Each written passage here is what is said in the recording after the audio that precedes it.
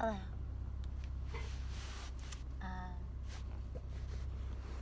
Just wanted to leave a little good energy somewhere because well, it's complicated why. But that's the new, wait, I can't point in the right way. There. That's the new Guitar Haven, run by a member of Roosevelt Diggs, which is a band in West Michigan. They play all over Michigan. And yeah, just giving myself a little reminder that it's okay to perceive reality, to not feel seen, to not feel needed, to not feel valued, to feel like people are living in closed systems and don't need me or need others. It's okay to witness the pain and the heartache of the world without reacting to it. And my most extreme reaction to heartache was to start an entire music festival for a couple people that I saw weren't believing in themselves enough, and they weren't getting enough opportunities. And you know, even in those fringe worlds of like a Lady Fest Grand Rapids, some of the people I knew who were so talented were feeling too small for those places. And so inventing a whole music festival where I could be the one in power and could give those opportunities to the people that I saw were great and needed and deserved them. And that's very strongly reacting to a sort of negative of like, oh, people are overlooked, people are in pain, people feel left out, people feel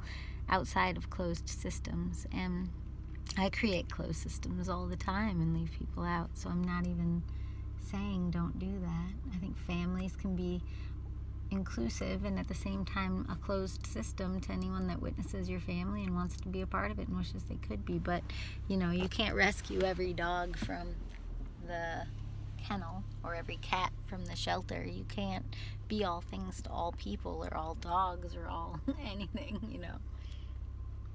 So life is about sort of choosing and deciding who your people are, who your dogs are, who your cats are, and then being kind and respectful to those who are not inside your boundaries for whatever reason. You know, if you have a little parameter around you, a little world, a little closed system, that's my phrase for it. But I used to use that term negatively because I always felt outside of other people's closed systems. And then now as I'm inventing my own one, more and more and more, the more I see, oh, well, this just happens naturally. If you create a family or you have a friend group from college or something and someone checks out for years and then suddenly they're free again, they broke up and now they're free, and you know, some people just aren't going to be comfortable with that person just swooping back in like they never left. And I had so much resentment for that. It's something that happened to me when I was in college. But anyway, the world is a scary, dangerous place, but it's also a light and beautiful place. And if you float through the world feeling love and peace, but then you bump into somebody whose eyes feel cold and closed off to you, and you're looking at them and you're pleading in an energetic or soul-based kind of way to see you, you're pleading with them to really see you and see your value. I mean, that happened to us all the time when we were running house shows. I would see people come in and treat us like we were gatekeepers and key holders, and we weren't. We were just opening our house to people. And you know, the more you do that, the more other people want you to do that for them too, and they look at you with these pleading eyes like, please see me, please see me. And you can't see everyone. You can't. Or I can't. Well, you can't either, because we're all human and you're gonna have thresholds and limits. And it hurts and it sucks because you don't want to hurt anybody. You don't want... I was somebody who never wanted to say no to anyone or anything, and now unfortunately I'm learning I've become the biggest no sayer of anyone I know. I need every other weekend completely introverted and alone, or just with me and my significant other, or just writing, or just whatever. Like, all these needs I have, and it sucks because those were the very types of people I was probably always feeling left out from. But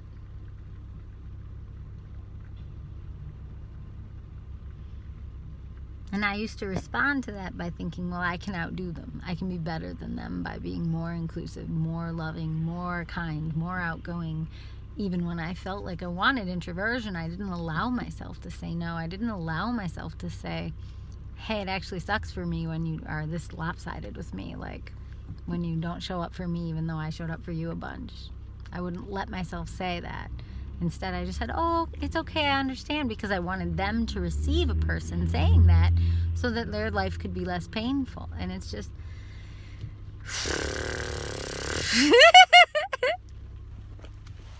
Anyway, I just wanted to give some forgiveness and love and grace to places where I've left my resentment and my bitterness and my feeling like I don't matter to certain people. And the sad truth is I don't matter to certain people. They don't know me. They didn't give me a chance.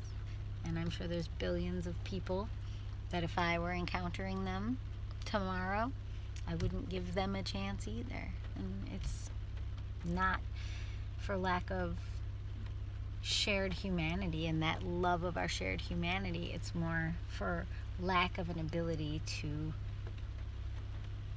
connect specifically with more than a certain number of people. And you know, once you are at whatever that number of people is for you, or you know, you're gonna find your tribe. But you can't Jesus didn't go around throwing away the disciples he already had and giving everyone an equal turn. He didn't say, you 12 have had enough of a share, I throw all of you away and I choose 12 others. And I'll bet a lot of people were envious and wanted to be in his inner circle. You know, and I'm just making crap up now. I don't really know anything about those times, but wouldn't that make sense that that's how it would be, that there would be envy and resentment? But there's this part in the Bible that talks about like someone wishing they could be the one on the right hand of Jesus, and then Jesus saying something like, I don't think you know what you're asking for. Like, this isn't a like fun party. This is like a, whoever is the closest to me would be the one who is giving the most, who is losing the most of their own life, being the most of the servant. Like, if you're the right hand of Jesus, you're the one who gets to live the life of the most servitude and the least reward in life. Like, it, and I'm sure I'm misquoting and misunderstanding, I'm sure, but that's a helpful idea for me, because I used to want to be the best, the most giving, the most loving, the most whatever. But the more I held on to those ideals, the more painful my life was, the harder. And so instead, what I've done as I've gotten older, it doesn't make me a better person. It probably makes me a less good person. But what I've done as I've gotten older is I've cut myself some slack. I've let myself be where I actually am, maybe karma-wise or life-wise. And everything's starting to finally just balance itself out. If you have this obsession with being the kindest or whatever it may be, you may be actually missing the real point of your life because you're fixating on one topic and you're trying. I believe trying is actually a problem. Like, if you're overly trying, that's not a positive. It's like how the word trying can also mean like taxing, like difficult. And when you let yourself flow, if you're a naturally good person, you will naturally show up for people.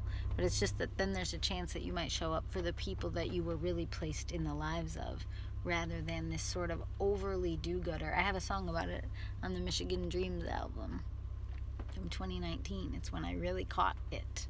I caught it in myself. I saw it. I'm a do-gooder. And there's a one-upperism of that, and there's a sort of showiness, and there's a sort of competitiveness, and there's a sort of ace student. Hey, who's the teacher? Let me make sure the teacher of this situation, the leader of the situation, is impressed with me. Where's my gold star? Where's my reward? Where's my award for being so great? And then if you don't get any accolades for all that extra effort, there comes the resentment, the pity, the feeling, self-pity, the feeling, the bitterness, the feeling that I'm not being noticed for all I'm trying to do. Well, then just forget it. And then that's where you get passive aggression. You get all kinds of gross qualities. You don't want that. My years here in West Michigan have been very enlightening.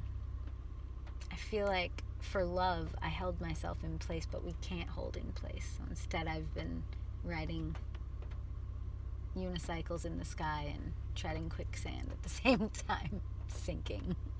sinking in the sand and simultaneously floating up in the sky like a kite. Used to be a big kite festival here.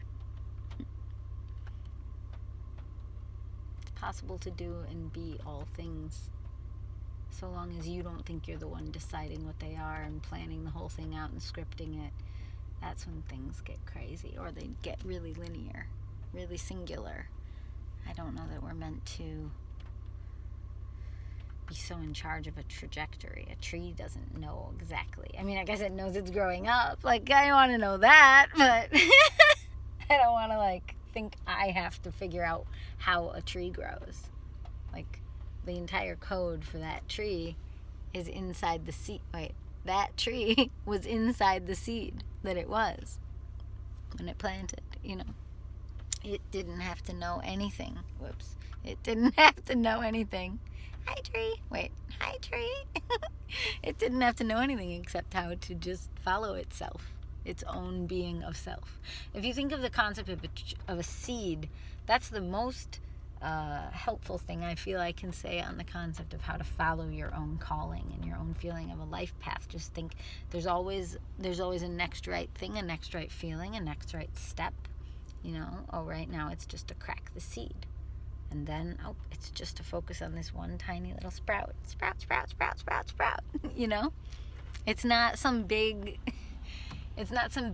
grand, let's sit down and make a giant spreadsheet. No offense intended in my heart to the people who live that way, who plan their whole lives. But, because I know many of you also believe in course correcting and changing when something is proving to not be the right thing for you. But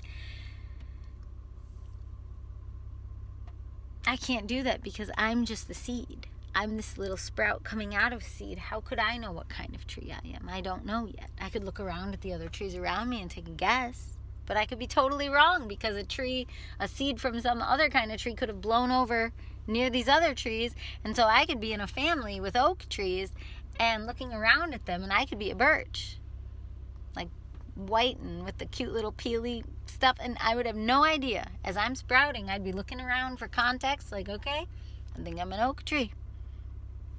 And if I were the type to sit, when I only have one sprout coming out of my head, to sit and make that spreadsheet that describes how an oak becomes an oak, while I'm a birch tree that I just can't see yet, then my entire time would be wasted making spreadsheets instead of just growing, instead of just sprouting more. And to anyone who believes that, well, you could still do it even if you're wrong, like, you don't understand then how time works. You can either put your focused energy into the sprout, or you can put your focused energy into, I'm going to think about spreadsheets. You can't do both. And in fact, I would dare you to try. I would dare you to see if you can both be free and see what happens and plan tomorrow's day at the same time. It's very one or the other. I think it's very one or the other. I think it's very like, either you trust the flow of the universe and prayer and guidance and God and your calling and what shows up in front of you and what you feel inspired and led to do, or you had a to-do list that's a mile long, this is a piece of paper, and you followed everything on the list. How could you possibly do both? Both?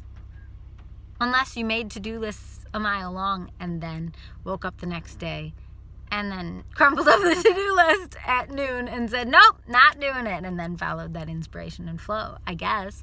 But wouldn't you eventually lose an interest in making those lists if you knew you were going to throw them away?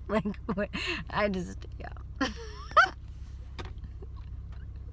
My business is very weird because the only thing I really to-do list up is the time slots. And I show up for my students and I do the songs they really feel called to do, and I mix that with, we use these method books or these, specific warm-ups like Hanon and scales and chord scales and then and arpeggios, and then that's the structure whenever they don't have inspiration, and then we follow that structure. But then when there's inspiration, I guess I do throw out the to-do list and we jump into that. So maybe I do both.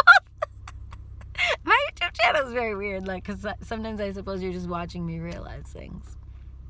Maybe that's mostly what it is. All right, well, thanks for watching, and I didn't even write a song here. I guess I will bounce you on this puffball song.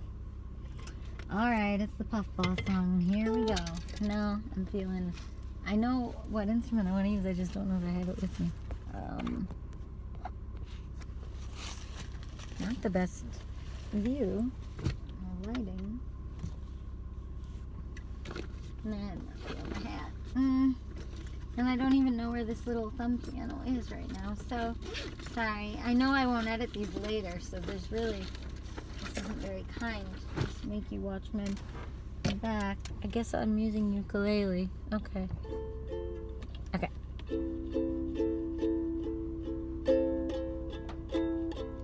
Wake up, wake up, wake up, get out of your bed. Look out, get outside of your head.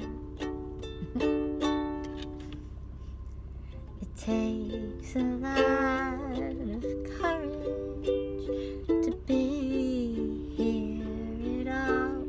I know you feel small and alone most of the time.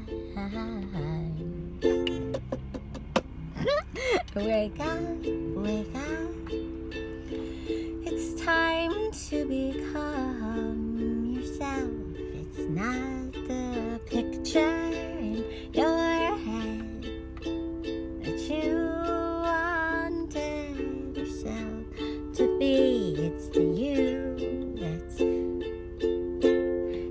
front of you right now. To be, to be, to be, to be or not to be, to be or not to be, to be or not to be. Hey, hey, hey, hey,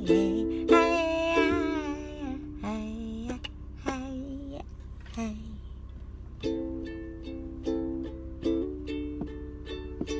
it's a perfect example of this inner need to know where we're growing to. But that's the lie that's buried deep inside of you. Ooh, ooh, ooh, in the darkness in you. There's a spark in you too. It's the light that doesn't need to know where you go. Doesn't need to know where you go. Doesn't need to know where you go. It doesn't need to know where you go. No, no, no, you don't need to know where you go. You don't need to go. Don't need to know. Don't need to know where you go. It's the lie they told you in school, and I know this breaks that golden rule, but the light inside you is better than anything that they could have taught you in school. Yeah, the light inside you is better than anything that they taught you in school. Yeah, the light inside you is better than anything at all.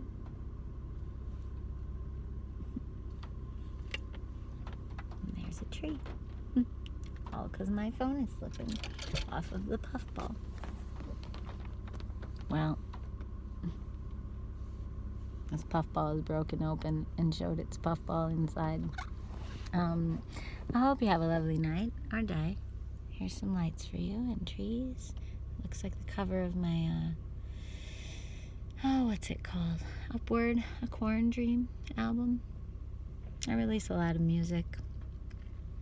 It was hard to learn to be okay with the fact that most people I know and love don't listen to most of my music, and to really be able to say that, to really be okay. It was a really hard couple of years to accept that. But I'm okay with it, because I understand. If they had things that they put out in the world that required me to pay attention to all these extra things that they do, and if every person I loved did that, it would be a very big part-time job. So cut people around you some slack. Let them be themselves while you proceed to be you. If someone doesn't want to come to every one of your dance recitals, if you do like 10 of them a year, maybe understand that it's because they have a lot of dreams inside of them too that they want to do. And you can do your dreams and they can do theirs, and they'll come when they can or they want to. Just like you'll go to their stuff when you can or you want to.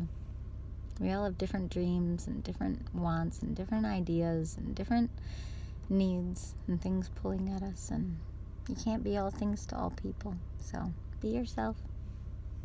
Give yourself grace and understanding, and give others grace and understanding if you can, which you can. It just takes time.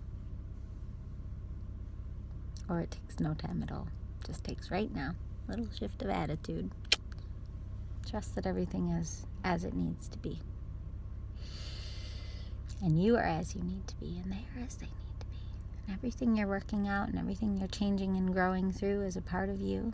And it's the exact map for the future you that you will be. And all you have to do is show up for the you that you are right now today. And that's true for everyone else. And you just have to assume that they are following an inner compass, an inner knowing that is similar to the one that you're following. And if they're too scared to follow it and they're being hard on themselves, then maybe even that is part of their map. So anyway,